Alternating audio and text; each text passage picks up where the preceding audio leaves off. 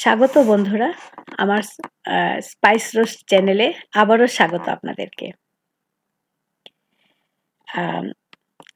আম আমি আমার ভিডিওতে কয়েকটা কমেন্ট দেখলাম। কমেন্ট দেখার পর আমি বুঝলাম যে আমি সঠিক পথেই আছি। তো আপনারা দেখতে থাকুন, কমেন্ট করুন। আমার কমেন্ট বক্স সবার জন্য ওপেন।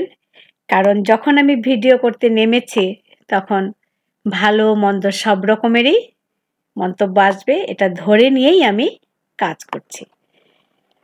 তো যাই হোক, আমি আজকের প্রসঙ্গে আসি। আমার আজকের প্রসঙ্গ আবারও আমার সেই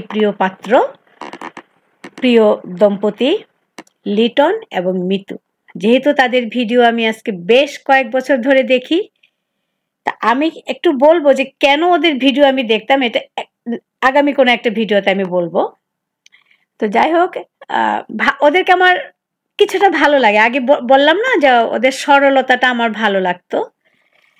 যাই হোক, মিতুর 2-3 দিন আগের একটা ভিডিওতে মনে হয় দেখলাম যে তাদের বাড়িতে নতুন যে জায়গাটা ওরা নিয়েছে বা কিনেছে, আমি কিন্তু রিপিট করছি যে কিনেছে, সেই জায়গাটা তারা মাটি দিয়ে ভরাট করছে।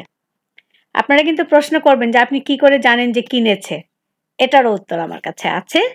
তো সেটার উত্তর আমি দিব।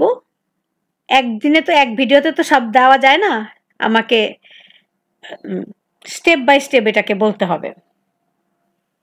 এখন আসি মাটি ফেলার প্রসঙ্গে। তো মাটি ফেলার প্রসঙ্গে আসলে মিতু বলল যে তারা ঋণ আনতে যাচ্ছে বা লোন আনতে যাচ্ছে। লোন এনে তারা মাটি ফেলবে, তারপর 1 বছর পর বাড়ি তুলবে। এখানেও মাটিটা বসতে গেলেও কিন্তু 1টা বছর লেগে যায়, না হলে কিন্তু মাটি ঠিক মতো বসে না। তো 1 বছর তাদের এমনিতেও লাগবে একটা শক্তপোক্ত বাড়ি বানাতে হলে, এই জন্য তারা হয়তো 1 বছর হাতে সময় নিচ্ছে। তো এখন কথা হলো তারা লোন কেন নিচ্ছে? আমার এখানে অনেক বন্ধু বান্ধব আছে বা অনেক দর্শক আছে যারা সোশ্যাল ব্লেডটা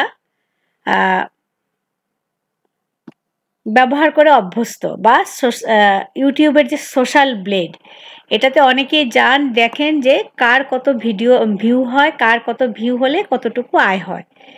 আপনাদেরকে বলবো যে আমি শুধু খালি বলছি যে ওদের গড় ভিউ, স্মল ভিলেজ ব্লগের গড় ভিউ হচ্ছে 11,000।